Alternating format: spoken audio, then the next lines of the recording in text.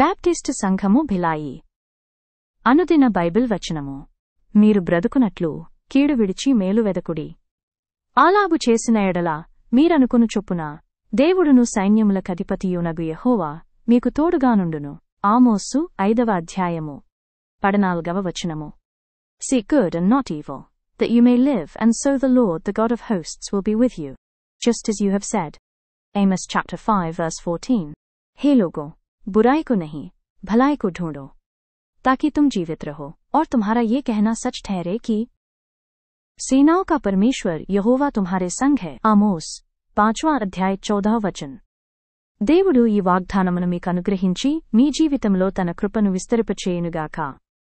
ఆమేన్.